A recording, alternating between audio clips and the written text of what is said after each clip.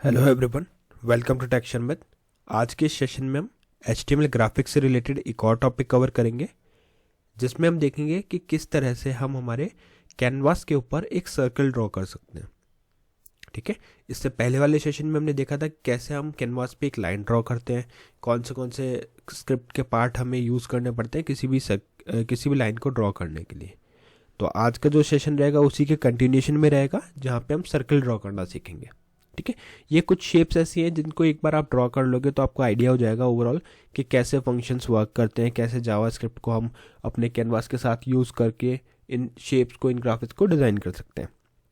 ठीक है, फिर आप अपने रिक्वायरमेंट के अकॉर्डिंग ये चीज़ें खुद के वेब पेज पे भी इम्प्लीमेंट कर सकते हो। बट अभी हम सेशन स्टार्ट करते हैं, बट जस्ट उससे पहले एक रिकमेंडेशन है कि अगर अभी तक आप लोगों ने पहले वाले सेशंस नहीं देखे हैं तो आप पहले उनको देख सकते हो, क्योंकि जो पूरी प्लेलिस्ट है एक प्रॉपर सीक्वेंस और सिंक में है। तो अगर आप उसको सीक्वेंशियली फॉलो करोगे तो आपके लिए और भी ज़्यादा ईजी रहेगा ऑनगोइंग टॉपिक को समझना। ठीक है, और अभी के लिए हम फोकस करेंगे किस पार्ट पे, अपने मेन पार्ट पे कि जो कैनवास है उस पर सर्किल कैसे ड्रॉ होता है। ठीक है, जैसे मैंने आपको बताया कि यहाँ पे भी हम जावास्क्रिप्ट का यूज़ करेंगे। हमने कंप्लीट जावास्क्रिप्ट अभी कवर नहीं किए, बट जो पोर्शन यहाँ पे यूज़फुल है सिर्फ उतना हम समझेंगे, और बाकी जब डिटेल में जावास्क्रिप्ट पढ़ेंगे तब भी वो चीज़ रिपीट होगी। ठीक है, तो अभी बात करते हैं कोड की। तो कोड बहुत ही सिंपल सा हमने यहाँ पे लिख के रखा हुआ है, जिसमें हेड सेक्शन के अंदर एक टाइटल डाला है टेक्शन में, और एक हेडिंग डाल के रखी है HTML बाय टेक्शन में, जो हमारे बॉडी पे शो हो रहा है। ठीक है, तो ये हमारा आज का मेन प्रोग्राम है जिसको हम कस्टमाइज करेंगे अपने टास्क के लिए। ठीक है, तो अब स्टार्ट करते हैं। अगर इसका आउटपुट मैं आपको ब्राउज़र पे दिखाऊं तो अभी कुछ इस तरह से आ रहा है HTML बाय टेक्शन में। इसके बाद में हमें यहाँ पे एक हेडिंग डालनी है और यहाँ लिखेंगे drawing circle on canvas. Okay, तो यहाँ पे हमने लिख दिया ड्राइंग सर्किल ऑन कैनवास। अब इस ड्राइंग सर्किल ऑन कैनवास के बाद में अब यहाँ पे आपको ये स्क्रीन पे हेडिंग दिख गया। अब आपको क्या करना है, एक नॉर्मल कैनवास क्रिएट करना है पहले तो हम यहाँ लिखते हैं कैनवास, और कैनवास के अंदर हम पहले आईडी देंगे। आईडी सबसे इंपॉर्टेंट है, विदाउट आईडी तो आप इसको यूज़ कर ही नहीं पाओगे जावास्क्रिप्ट के साथ, क्योंकि जावास्क्रिप्ट में भी हमें एक आईडी अटैच करनी होती है इससे। ठीक है, तो यहाँ पे लिख देंगे कैनवास, या जो भी आपको आईडी देनी है, बट अभी के लिए मैं लिख देता हूँ कैनवास 1। अब आईडी हमने सेट कर दी, अब हमें सेट करना है कि इसकी विड्थ हाइट क्या रहेगी। तो विड्थ सेट कर देते हैं, विड्थ कर देते हैं हम यहाँ पे 200 पिक्सल। ठीक है, और हाइट सेट कर देते हैं 200 पिक्सल्स। ठीक है, अभी इसको सेव करके अगर देखेंगे तो कुछ भी हमें यहाँ शो नहीं हो रहा। एक्चुअल में वो क्रिएट हो गया, बट शो इसलिए नहीं हो रहा क्योंकि अभी तक हमने उस पर कोई बॉर्डर अटैच नहीं किया है, तो विजिबिलिटी नहीं आ रही। तो यहाँ पे एक स्टाइल एट्रीब्यूट के साथ में हम बॉर्डर अप्लाई करेंगे इस पर, बॉर्डर। ठीक है, बॉर्डर में आ जाएगा हमारे पास 2px सॉलिड ब्लैक। तो अभी अगर आप इसको रिफ्रेश करोगे तो आपको एक यहाँ पे कैनवास शो हो रहा है जिसका एक छोटा बॉर्डर है। अब अगर आपको इसकी हाइट बढ़ानी है, विड्थ बढ़ानी है, तो वो आप इजीली यहाँ पे नंबर चेंज कर सकते हो। 200 से 400 कर दोगे तो हाइट बढ़ जाएगा, इधर 200 से 500 कर दोगे तो विड्थ बढ़ जाएगा। ठीक है, तो ये दोनों वैल्यूज़ आप अपनी रिक्वायरमेंट के अकॉर्डिंग सेट कर सकते हो। तो यहाँ तक तो बेसिक चल रहा है। अब हम देखते हैं कि स्क्रिप्ट कैसे लिखनी है एक यहाँ पे सर्कल ड्रॉ करने के लिए। लाइन का हमने पहले डिस्कस किया था, अभी सर्कल ड्रॉ होगा। तो उसके लिए यहाँ पे लिखेंगे स्क्रिप्ट, और इस स्क्रिप्ट के अंदर हमें कुछ लाइन्स यहाँ पे स्पेसिफाई करनी होती है। सबसे पहला पोर्शन वही रहेगा कि हमें अपने जो भी कैनवास है उसको कनेक्ट करना पड़ेगा किससे, हमारे इस स्क्रिप्ट में जो आईडी है उससे हम इसको कनेक्ट करेंगे। कैसे, देखो आपको सिंपली लिखना है var c equal document dot get element by ID, और फिर इसके अंदर आपको वो आईडी स्पेसिफाई करना है जिससे भी आपको अपने कैनवास को जो भी आईडी आपने कैनवास को दी है। तो मैंने यहाँ पे लिख दिया कैनवास 1।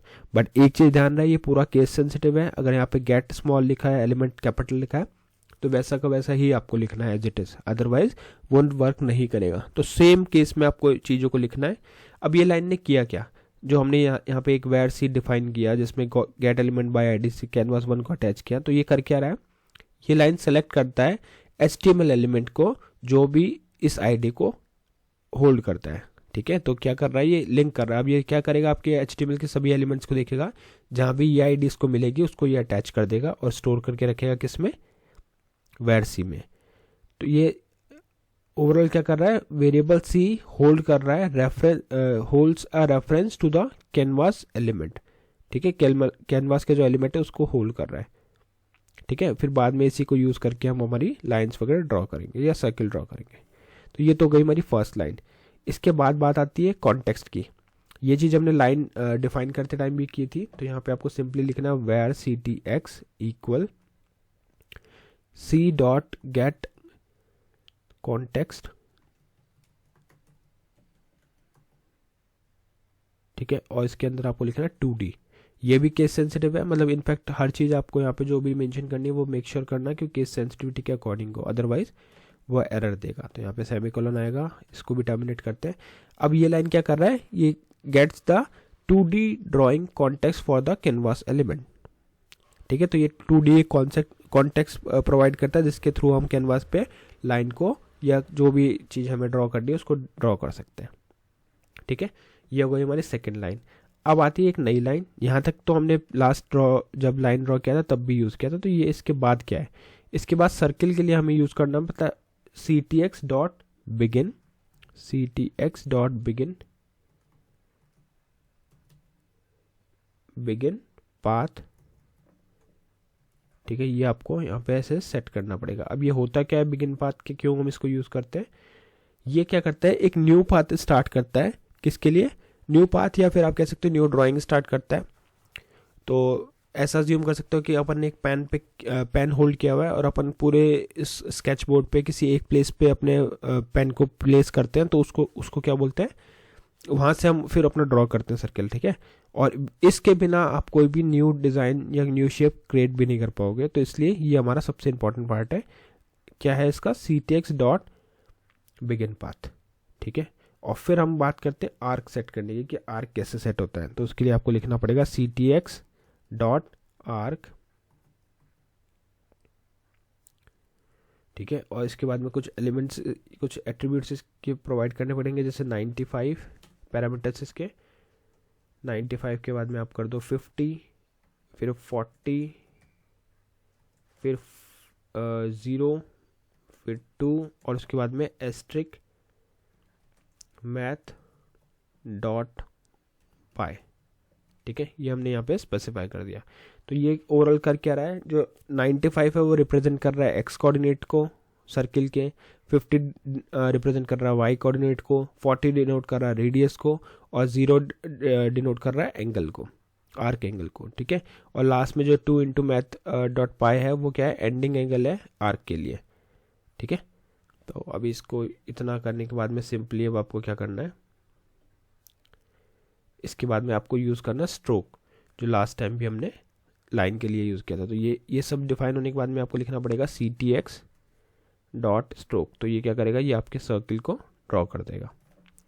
तो सेव करा, वेब ब्राउज़र को रिफ्रेश किया, यहाँ पे कुछ इश्यू है, मतलब केस सेंसिटिविटी का कोई प्रॉब्लम हुआ है इसमें। ठीक है, तो अब हमें देखना पड़ेगा एक एक लाइन को कि कुछ गलत अगर हमने यहाँ पे स्पेसिफाई करा तो वो सेम केस में हमें करना पड़ेगा। ठीक है, तो अगर पहली लाइन देखें तो where c document dot get element bye id proper है, ये एज इट इज़ ही होना चाहिए था कैनवास 1 के लिए। फिर हमने डिफाइन किया ctx, तो ctx में आया c dot gate context, c dot gate context 2D, ये भी प्रॉपर है। फिर इसके बाद में हमने सेट किया बिगिन पाथ, तो यहाँ पे लिखा हुआ है ctx डॉट बिगिन पाथ, ये भी प्रॉपर है। और फिर लास्ट में हमने आर्क सेट किया, तो मे बी आर्क में हमने कुछ मिस्टेक किया होगा। तो आर्क के लिए आपको लिखना पड़ता है ctx डॉट arc। फिर हमने फर्स्ट वैल्यू दी 95, 50, 40, 0, 2, 02 के बाद में एस्ट्रिक, और फिर लिखना है मैथ डॉट पाई, और यहाँ पे जो पाई होगा वो होगा कैपिटल में, हमने लिखा स्मॉल में। ठीक है, तो ये सब चीज़ें आपको ध्यान रखनी पड़ेगी। और फिर आपने लिखा cts डॉट स्ट्रोक। अभी ये साइकिल ड्रॉ होना चाहिए। देखो ठीक है, तो इससे ये भी क्लियर हो गया कि ये केस सेंसिटिव है और आपको एक एक कैरेक्टर का ध्यान रखना पड़ेगा। इन केस अगर आपने यहाँ पे 2D की जगह पे कैपिटल D कर दिया तो ये वर्क नहीं करेगा, आपको आउटपुट नहीं मिलेगा। ठीक है, तो इसलिए, और जैसे अभी हमने देखा पाई हमने स्मॉल में लिख दिया था तो वहाँ पे सर्कल ड्रॉ नहीं हो रहा था, बट अभी हो रहा है क्योंकि सब चीज़ हमने करेक्ट लिखी है। ठीक है, तो ओवरऑल ये जो लाइन है वो क्या कर रही है, वो आपके कैनवास को कनेक्ट कर रही है। फिर गेट कॉन्टेक्स्ट से हमने डिफाइन कर दिया कि जो भी हम स्ट्रक्चर बना रहे हैं वो 2D रहेगा। बिगिन पाथ से हमने अपना एक प्लेस डिसाइड कर लिया कि कहाँ से हमें इसको बनाना है ना, ये एक नया शेप बनाना है, ये हमने इसको इंस्ट्रक्ट कर दिया। फिर आप आर्क देखोगे तो आर्क में हमने वो पैरामीटर्स दे दिए सर्किल के, जो एक एक्स को रिप्रेजेंट कर रहा है, एक वाई को रिप्रेजेंट कर रहा है, रेडियस को, एंगल को, और उसके बाद में लास्ट एंडिंग एंगल को। ठीक है, और CTX स्ट्रोक जो है वो आपके सर्किल को ड्रॉ कर देता है, उसको आउटलाइन दे देता है, जो भी आपने बनाया उसको एक आउटलाइन देगा। तो इस तरह से जब भी आपको अपने वेब पेज पे एक सर्कल ड्रॉ करना है स्क्रिप्ट की हेल्प से, तो वो आप ये प्रोसेस फॉलो करके ड्रॉ कर सकते हो।